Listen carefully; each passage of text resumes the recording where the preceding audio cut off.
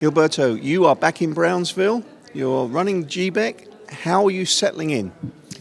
So that's an interesting question because people have asked me, like, hey, how does it feel to be back? How are you settling in so far? And all I can say is it's kind of like riding a bike. I hadn't ridden that bike in a while and got on it, and it just like that. It feels great to be back. There's been tremendous support. Originally I was headed somewhere else. Had already kind of finished doing what I was doing in Central Texas, so I was looking at the DFW area. I was already going to the DFW area, but then Brownsville kind of popped up, looked at it, and here I am today. So it feels great. I like to say that life is coming back in full circle as far as some of the things that we started back then, the foundation that was laid back then, and now really seeing that oak tree really starting to grow now. And so let's move fast forward to today. You put an event on working with BCIC. You had a top official from NASA here. Why did you put on this event today? Why was it important? I never thought this would happen, but back when we were working the SpaceX project and people started to believe in it, I never thought we were going to get to the point that we would kind of take it for granted. And that's the one thing that I've seen now coming back. People are kind of taking it for granted. And that's not a bad thing, right? But they're kind of like, oh yeah, there's SpaceX. Oh yeah, there's going to be a rocket launch. And I'm like, what? There's just a SpaceX? There's just a rocket launch? And I'm like, can you hear yourself saying that? This is significant. It's like, do you know how many people, not just in the United States, but around the world, wishes they had what we have in our backyard? So once they hear that, they're kind of like, oh, okay, So we're now working on making sure people understand, one, where the project came from, how it was put together, how forward-thinking this community was back then, how much of a disruptor and a rebel we had to be as economic developers back then to get the project done. And now really seeing how it's paying dividends, how it's fulfilling the dreams of our kids who are now able to say, wow, I can dream big and work at a SpaceX to not just build a rocket, but a rocket that's destined for Mars. So it's helping kind of bring awareness to the local community about what space is, what SpaceX is, the opportunities that are there, and then how economic development is really putting everything together. And you must feel by inviting Walt here, that NASA can play a role. It gives that different perspective, because when people hear NASA around the world, it's NASA. They put the first person on the moon. They did this, they did that. They had the space shuttle, and let's not forget, he didn't say this a lot, but he also worked for Disney. Talk about another major disruptor.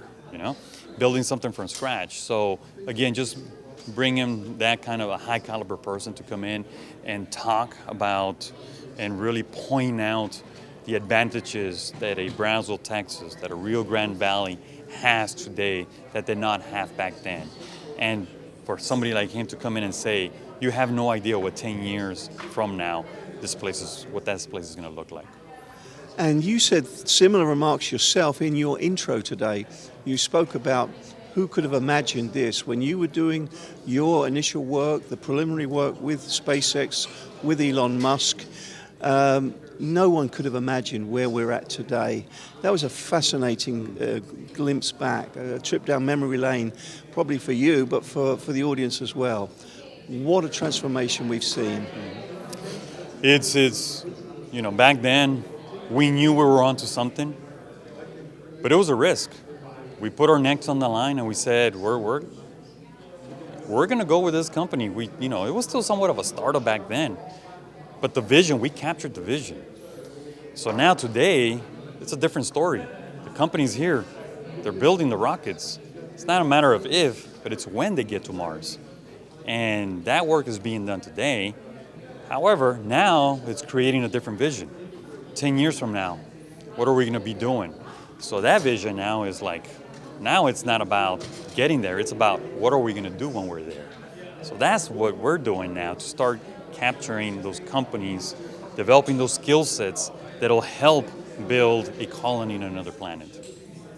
And then we had the Q&A session at the end here that you were asked questions about the state of the real estate market, the growth in housing that's going to be happening, and there was a question about higher education. And you at one point said, we can expect other universities. It's not just going to be UTRGV. Walt mentioned, if you look at a map, the Rio Grande Valley is just as big as a Houston, maybe not as big as a DFW, but it's up there. You know, it's a big metro area. You look at Brownsville, McAllen as the bookends, and then you've got the shoulders, you know, with some of the outlying communities, and then everything in between. So it's everything from infrastructure to higher education. We're now talking about importing people, which we never thought about that in the Rio Grande Valley. And then the regionalism, working together with other entities from one point of the valley to the other point of the valley, because we need each other more now than ever. So it's a very interesting time that we're living in today. But that foresight was here, 10 years ago. So a region this big, essentially, yes. No different than other companies pulling in other companies, big fish pulling in other big fish. Higher education is going to be, there's other higher institutes of higher education that are looking. I mean, there is no way around it, right? Texas A&M has already had a presence in the Upper Valley. Not too long ago, we had Schreiner University also had a presence. So there's other institutions of higher education looking. And however, UTRGV is UTRGV. That's still part of our fabric, it's part of the DNA of who we are here. And more than once, you sort of teased us all with some comments about another big project coming our way. Who's that going to be? Good question, Steve.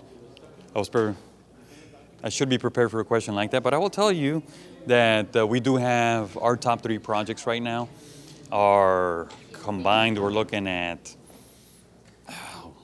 $300+ million in capital investment with our top 3 projects, quite a few jobs and everything that comes with it. And part of that is tied to everything that's already happening here. Like I mentioned, big fish draws other big fish.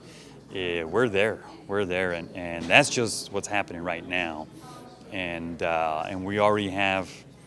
we're seeing down the road how that's going to lead to some bigger projects.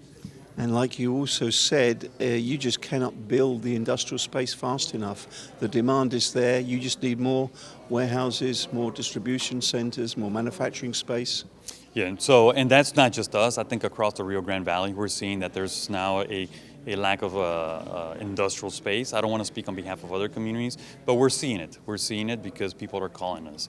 It's a whole nearshoring, reshoring, and then these forward-thinking companies that are coming in as well and pulling in other companies. It's a combination of those 3 that's really positioned us very, very well. And I think now, again, looking at 10 years ago, back then we were like, we want to put Brownsville and the Rio Grande Valley on the map. Our attitude now is, we're on the map already. How are we going to get that dot to be bigger on that map now? Well, Gilberto, those are all the questions I had. We've learned a lot. It's great to catch up with you again. Anything else you'd like to add? It's just exciting as far as what we're seeing now moving forward. It's a great time. Has been a great time to be, in the valley, post, economic downturn to today as far as some of the growth that we've seen. And a lot of what we're seeing today, that foundation was laid by a lot of our leadership across the valley from years ago. So I think a lot of them would be, for those that are not with us today and for those that are still here with us, it's like, it's your work that has paved the way for this.